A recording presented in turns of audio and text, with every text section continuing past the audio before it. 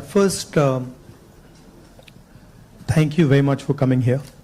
It's an honor for me to come, and lovely to see so many people from back home, so many students.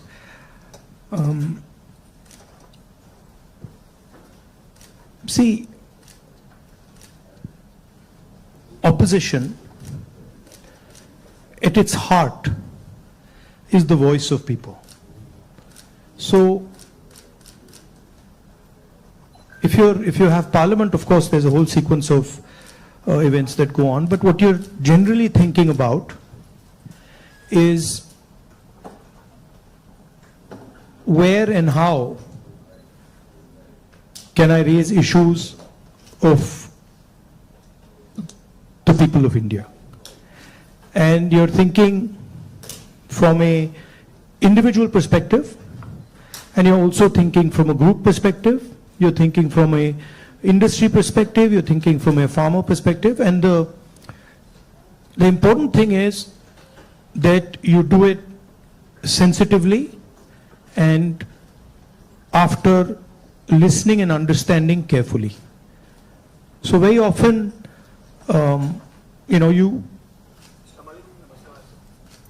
you see an issue in the beginning.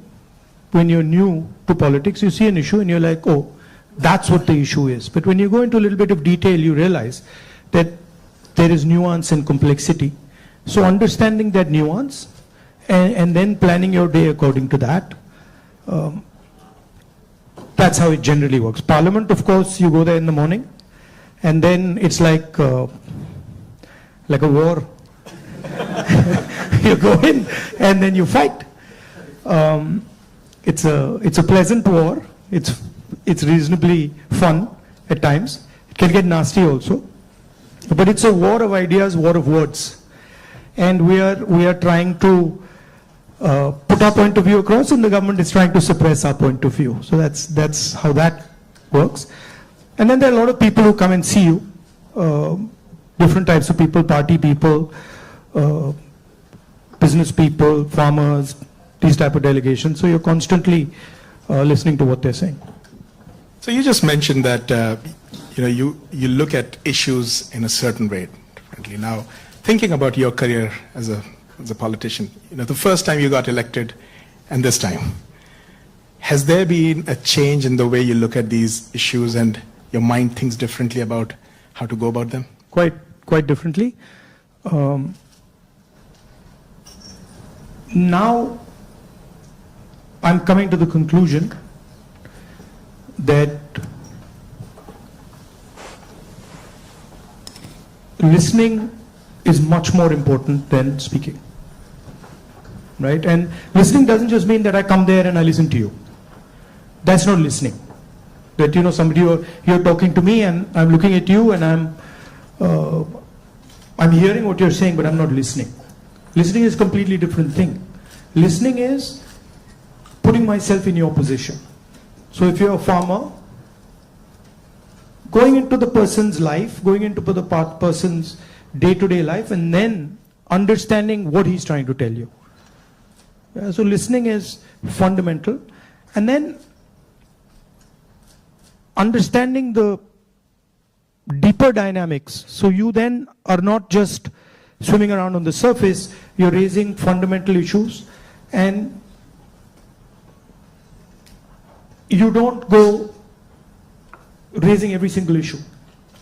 You focus clearly and you're like, okay, this is important, I got to raise this. This is something important, I got to fight for this. This is something important, I got to fight. So you choose your battles much more carefully. I think you hit it on the head, that prioritization. So, very good definition of political strategy or business strategy. Understand clearly what you don't want to do. So don't sit there doing 50, 100 different things. Understand clearly, जो नहीं करना है, उसको पहले समझो, परे कर दो. And then उसमें से 3-4 चीजें निकलेंगी, and then that's what you got to focus on. Well, I think back to the students, that's what we talk about. So this time you're hearing from Mr. Gandhi himself about prioritization. Now, a few things that you mentioned just takes me back a few months. A very unprecedented event happened. in terms of the Yatra. Personally, for me, a 30-minute walk on the treadmill, you can see 4,000 kilometers and connecting with people in a very different way. How has that changed your perception about people, and how has it helped you connect with people differently? See, the first question to ask is, why were we walking 4,000 kilometers? Right? You know, it's what created the need for us to do this? And the reason is that all avenues of communication in India were shut. Every single avenue, no matter what we did, it was all shut. We spoke in Parliament, that's not televised. We go to the media, they don't pick up what we say. We even go with documents to the legal system, nothing happens. So, all our avenues were shut. And for a long time, we literally couldn't understand how to communicate. And then suddenly we hit upon the idea कि भाई अगर media आपको लोगों के पास नहीं ले जा रहा, इंस्टीट्यूशनल सिस्टम आपको लोगों के पास नहीं ले जा रहा, तो फिर डायरेक्टली चले जाओ. And then what better way to go directly than to literally go walking across the country? And so that's what we did. And I must tell you, I had a in the beginning itself, I had a little bit of a knee problem. So 3-4 days into it, I was like, "Ye kya kar diya?" I was like, you know, because you get up in the morning, I go running, and so you get up in the morning and you say, "Okay, I'm going to go run 10 kilometers," and they're like, "ठीक है," and then you get up in the morning and you say, "I got to walk 4,000." It's a completely different paradigm, you know. So there was moments of that, okay, this is quite a big thing. But it went surprisingly easy. It was not difficult at all. And it fundamentally changed the way I think about my work. I would say that it completely changed how I view politics, how I view our people, how I communicate with our people, how I listen to people, and not just me. There were many people involved in the Yatra, and all of us. And to me, the most powerful thing that happened organically, on its own, we didn't actually do it, it just happened, was that we introduced, certainly for the first time in India, possibly for the first time in many, many countries, the idea of love in politics. And this seems strange, you know, it's a strange thing, because you look at the political discourse in most countries, and you will never find the word love in that discourse. It just doesn't exist anywhere. You'll find hatred, you'll find anger, you'll find unfairness, you'll find corruption, you'll find all these words. But you will never find the word love in the language.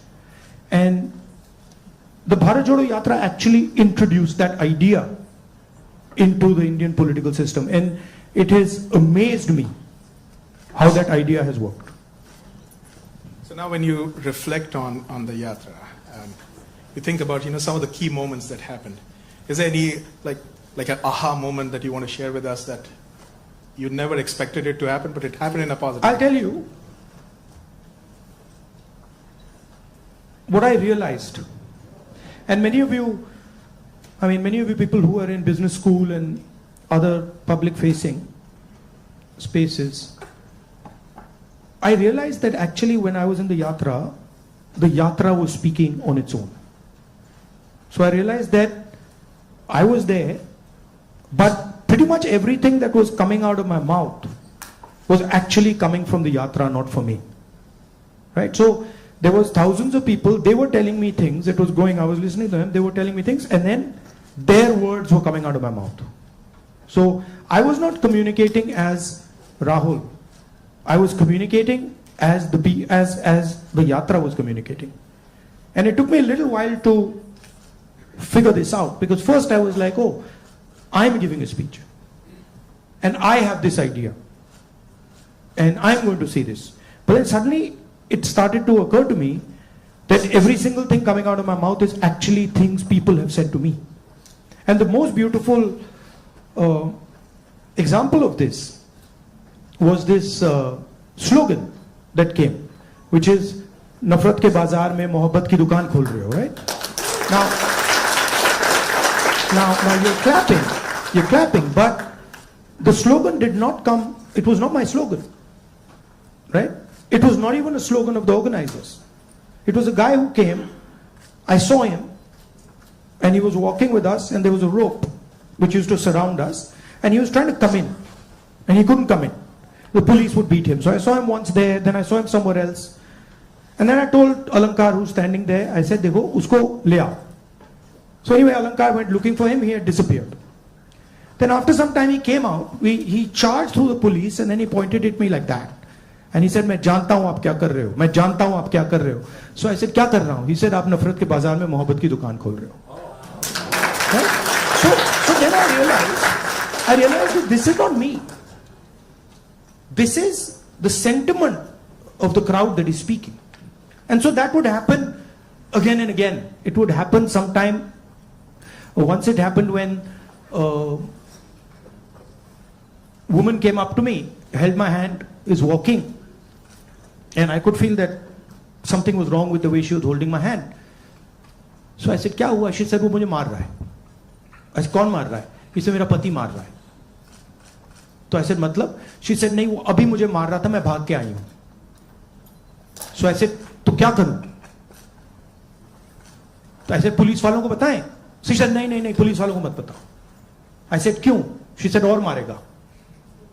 Now, that's a sentiment of thousands and thousands. I realize that's a sentiment of thousands and thousands of women. That they're being mistreated, they're being treated violently, but they can't say anything. It's hidden. Right? So now when I'm speaking to you right now, I'm saying these things to you, it's not me. It's that girl who's saying it to you. I just transmitted it. So that's the job, in my view, of a politician. Is to listen to sentiment, to understand sentiment deeply, and then to give it to other people, right? Like I can see the faces here of the women versus the men, and when I'm saying that, I can see the faces of the women are different. They're reacting completely differently to what I said because they're understanding that. They're like, oh yeah, I've been through that before, right?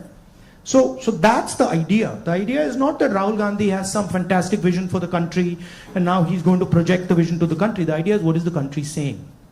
What is the country feeling? Right? So, in our system, I always used to wonder why this idea of sort of annihilation of the person. You know, if you look at Mahatma Gandhi, you see him in a sense destroying himself. You know, when he's in university, if you see his pictures, they're very nice suit, very nice hair combed, and then slowly you start to see that those things start to fall away. His clothes fall away, his fancy suits fall away, everything falls away. So there's a sort of almost a destruction of the person taking place. And you can see this in many of our leaders.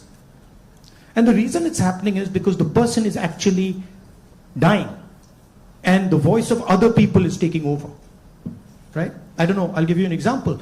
Do you know what devta means in the term devta? Do you know what it means? Yes. No. No, it doesn't mean God. The deity. No, it doesn't mean the deity. So devta in India actually means a person whose internal feelings are exactly the same as his external expression. Meaning he's a completely transparent being. Right? It does not mean God. So if this person tells me every single thing that he believes or he thinks, and he tells it to me, that's the definition of Devta. Right? It's the idea that you destroy yourself. Right? So to me, that is interesting about our politics. How do you suppress your own ideas? Right? How do you suppress your own fear, or how do you suppress your own greed, or how do you suppress your own ambition and absorb other people's fear, other people's ambition? I think before we go to the next question, this needs a big, big round of applause. So we just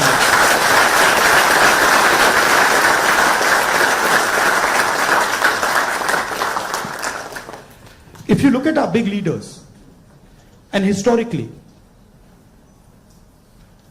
and you can see extreme, so you can see a Buddha who's extreme, you can see Bhagwan Ram, same thing, you can see Mahatma Gandhi. The basic idea is the destruction of the identity.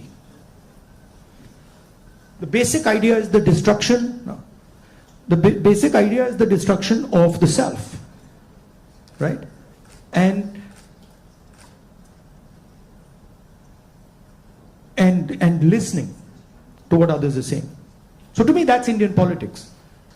That's the heart of Indian politics, and that's what an Indian leader is. That's how an Indian leader is different than, say, an American leader.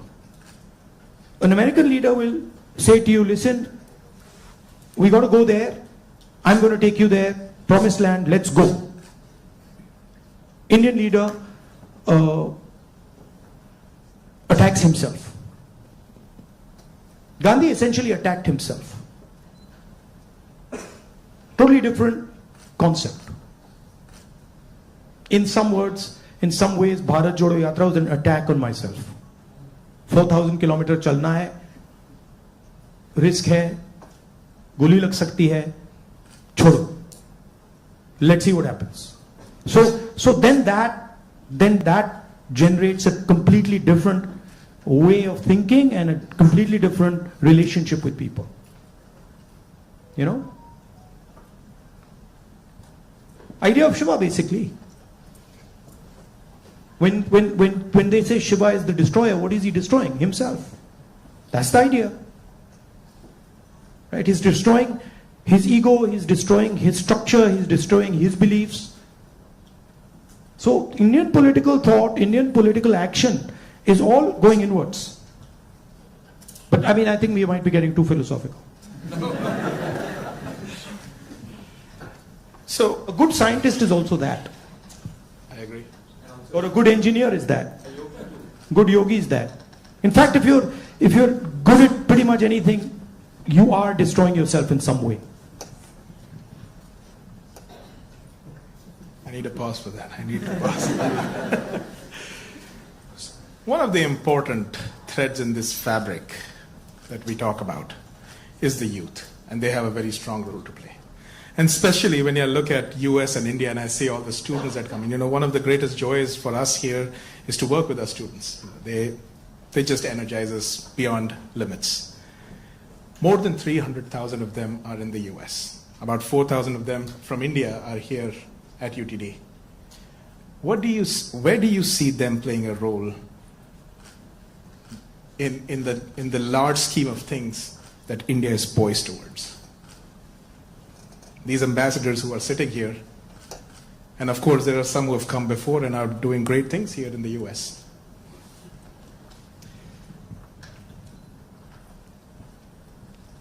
In one way, there you are a bridge between the rest of the world and India. So you have ideas and values that you bring to the United States. And often those ideas and values might not be understood so easily in the United States. Right? There's a different cultural ethos, different cultural system here. But your ideas are as valuable as anybody else's. In the same way, they also have a culture, an ethos here. Today I met some young guys just before I came here who came to the United States, not students, but people who, driving trucks and stuff like that. And they were saying to me, look, I said, what do you like about the United States? And they said that what we love about the United States is the idea of equality. That a truck driver in the United States gets respect. And as a truck driver in India, there's no way I could get respect, right? Equality is a very powerful idea. And it's an idea that can help India in huge ways. So if you take back the idea of equality, take back the idea of fairness, that's a very powerful thing. So I think you should see yourself as a bridge. And the other thing is, what I've noticed in my life is that individuals can do huge things. And often it's individuals who you don't expect are going to do big things that do it. So system will say to you, university might say to you, these are the best students. And you'll find that actually the guy who's going to make change is sitting somewhere else in the back. And the university has a way of, making that person feel uncomfortable and said, you're not doing well, your grades are not, you're not getting a 4.0. And then suddenly you find the guy who's not doing so well has done much better in life because he's into the habit of questioning things, asking himself, why is it like this and not like that? And sometimes institutions don't react well to that. If they see you always asking questions, they might say, yeah, disturb kar raha hai isko, chup karo, piche bhejo. So that idea of questioning, that idea of resistance, that idea of being a little disruptive, disturbing a little bit, this is a very powerful idea. I use it in my work also. The idea of creating a disturbance. Bharat Jodo Yatra was a disturbance. Politics is going on like this, let's disturb it. We don't like the way it's going on, we want to do it like this. So I think that's powerful. If you understand the culture you're operating in, understand your culture, and then have this sense of, how can I do something to bridge it, how can I do something to disturb it, it's powerful. Talking about the same youth, I think the life of anybody who's young and is in some, like the 20s, the life is like a soap opera. Every day there is a new challenge, there is something that is... It's the life of somebody who's in his 50s, 60s, 70s. The soap opera continues. It's not that the soap opera stops at 30, let me tell you. In fact, in many ways, the soap opera becomes much more dramatic later. Multiple soap operas start up. But so they have concerns. They have concerns about doing well in life. They're starting off maybe a professional career. They have questions about whether they'll do well or not. Employment also happens to be a key area and I feel across the world right now the youth is kind of rippling through that, a phase where there are questions about where they will land professionally from an employment perspective. So when we connect any sentence which has the word youth and employment in the same sentence, it's a cause of worry at a lot of places at a lot of different levels. What do you have to say about employment and our youth? See, first of all, let's be clear. Not everywhere on the planet has an employment problem. Okay? The West has an employment problem. India has an employment problem. But there are many countries in the world that don't really have an employment problem. China certainly doesn't have an employment problem. Vietnam doesn't have an employment problem. So there are places on the planet that are not struggling with unemployment. There's a reason. If you look at the United States in the 1940s, 50s and 60s, they were the center of global production. Anything that was made, cars, washing machines, TVs, all made in the United States. Production moved from the United States. It went to Korea, it went to Japan, Eventually, it went to China. And if you look today, China is dominating global production. You go to India, you look at the phones, you look at the furniture, you look at clothes, you'll see on the back, made in China. That's a fact, right? So what has happened? The West, America, Europe, India, has given up on the idea of production. And they've handed it to China. The act of production creates jobs. What we do, what the Americans do, what the West does, is we organize consumption. Okay? Uber is organizing consumption. Okay? Foxconn is organizing production. Mahindra organizes production.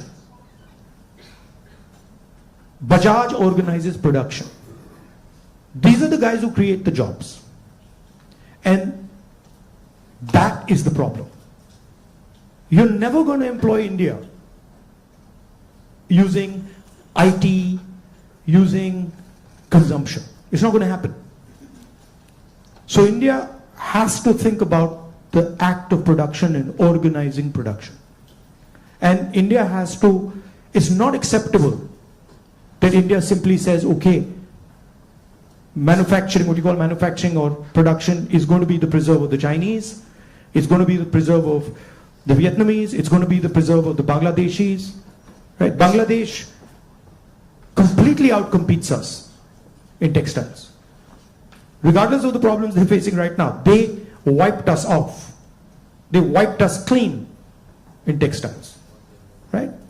So we have to reimagine how to produce in a democratic environment. Until we do that, we will face high levels of unemployment. And frankly, it's not sustainable. So you're going to see that if we carry on down this path of forgetting about manufacturing, you're going to see massive social problems coming in India and in the United States and in Europe, right? The polarization of our politics is because of this. We're getting ready to ask a few questions from the audience. Can we have the runners with the mics? But while we do that, Rahulji, in this, what you just spoke about, that even if people are fine with the way their jobs are and they're secured, we have a new challenge in the name of AI. And there's a lot of fears around that AI is going to take jobs away. Do you feel so as well? Again, see,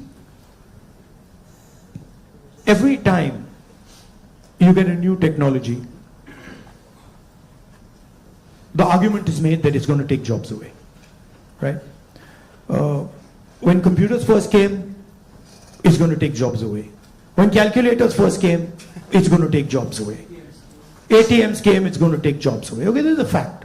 Now, what happens is, it does take jobs away from some people and then transfers them to other people, right? So, I'm not of the view that jobs will vanish, but different type of jobs will be created and different types of systems will benefit more or less, right? I think, for example, the IT industry in India is going to have a real big serious problem because of AI. But I don't really think a Bajaj making scooters is going to have such a big problem, right? So it's going to hit different people differently. It's going to take away some jobs, it's going to add some jobs. And if you're positioned properly, it's an opportunity. And if you're positioned badly, you're in trouble. I mean, I remember Mr. Vajpayee gave a speech that Indians don't need computers, right? And somebody else gave a speech that Indians don't need English. Computers created millions of jobs in India. It's a fact. So it depends. It depends how flexible you are and how well you're looking at the future. Thank you so much. We do have some folks here who would like to ask a few questions. So can we get a mic here, please? Mr. Shroff, right here. Okay. First, let me Okay. add 2 questions. So first of all, thank you for the opportunity. Let's Can we keep do it. one- Let's one- keep it to one question, please. Yeah. Yes, one question. So India has a young population. So what are your plans to modernize the education system and bridge the gap between the education system and employability? That is the first question. Let's keep Yeah, it to sure. one, please. Thank you. Nimish. Should I just answer this one or you want to get to, okay. I'll try. Shannon. I think many people say that India has a skills problem. I don't think India has a skills problem. I think India has a skill respect problem. So India doesn't respect people who have skills. But I don't think there's any limit on the skills that are already available in India. Okay. Second, our education system doesn't connect with the business system. So you have a business system that is operating on its own, and you have a sort of ivory tower education system. And the education system in no way connects deeply with the skill structure of India. So I think bridging that gap, linking those two systems of skill and the education system, vocational training, I think is fundamental. I think currently huge problem in the education system is the ideological capture. So, you know,